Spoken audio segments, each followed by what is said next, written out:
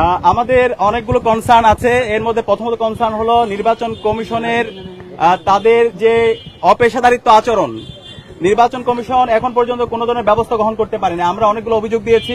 আপনারা জানেন, যেদিন থেকে আমরা প্রচারণা শুরু করেছিলাম, আমাদের নারী প্রার্থী সাবিকুন নাহার তামান্নার ছবি বিকৃত করা হয়েছিল এবং এই বিকৃতির সাথে যারা জড়িত ছিল সেই ছবিগুলো আপনারা মিডিয়ার মারফতে সারা দেশকে দেখিয়েছেন। কিন্তু বিশ্ববিদ্যালয় প্রশাসন আজকে 2 সপ্তাহ পার হচ্ছে, কিন্তু এখন পর্যন্ত তারা কোনো ধরনের ব্যবস্থা গ্রহণ করতে পারেনি। আমরা বারবার বলেছি। তো এই ব্যবস্থা গ্রহণ না করার কারণে কিন্তু পরবর্তীতে অনেকগুলো ঘটনা ঘটেছে এবং আমরা বিভিন্ন জায়গায় দেখতে পেয়েছি আমাদের বহিরাগত নিয়ে এসে বিশ্ববিদ্যালয়ে ক্যাম্পেইন করতে কিছু প্রার্থীদের। তো আমরা যে বলছি, আমাদের সবার ইস্তেহারে কিন্তু আছে আমাদের এই ক্যাম্পাসকে আমরা নিরাপদ করতে চাই। তো নিরাপদ ক্যাম্পাসে যদি আমরা বহিরাগত নিয়ে এসে প্রচারণা করি, তাহলে তো এটা একটা সাংঘর্ষিক অবস্থান।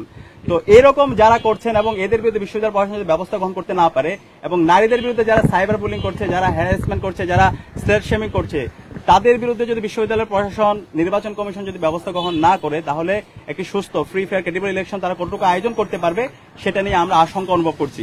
আমরা নির্বাচন কমিশনকে বলেছি যে অভিযোগগুলো এসেছে, সেই অভিযোগগুলো, বিশেষ করে নারীদের বিরুদ্ধে যে অভিযোগ এসেছে, আমাদের প্রার্থীদের বিরুদ্ধে ক্রমাগত যে সাইবার বুলিং হচ্ছে, হ্যারাসমেন্ট হচ্ছে, সেটার বিরুদ্ধে যেন তারা যথাযথ ব্যবস্থা গ্রহণ করে।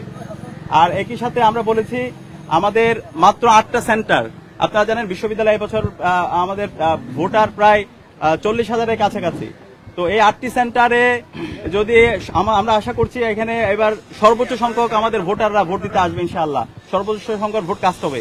কিন্তু যেই জায়গা কনজাস্টেড এরিয়ায়, যদি আমি বলি হচ্ছে আমাদের যেটা সেন্ট্রাল ফিল্ডে, এখানে 3টা হলকে দেওয়া হয়েছে, জগন্নাথ হল, এরপর হলো জহু হল, SM হল, জিমনেশিয়ামের যে ছোট ইনডোর রুমটা আছে ওইখানে।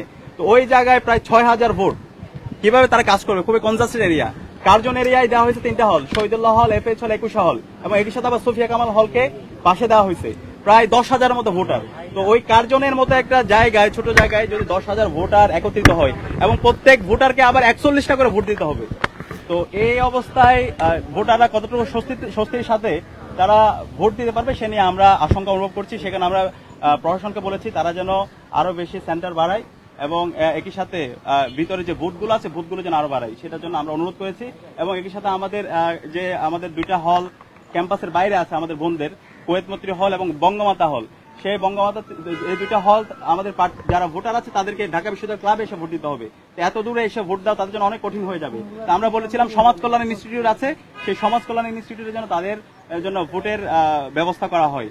তো এখন পর্যন্ত বিশ্ববিদ্যালয় প্রশাসন সে আগের অবস্থায় আছে। তো এই সব মিলিয়ে আমরা একটু উদ্বিগ্ন। ভোটাররা তারা যদি হচ্ছে ফ্রেন্ডলি একটা এনভায়রনমেন্ট না পায়, এক্ষেত্রে তাদের জন্য ভোট দেওয়া অনেক কঠিন হয়ে যেতে পারে। সেখানে বিশ্ববিদ্যালয় প্রশাসন, নির্বাচন কমিশন আমরা আশা করব ভোটারদের জন্য একটি ফ্রেন্ডলি এনভায়রনমেন্ট এনশিওর করবে।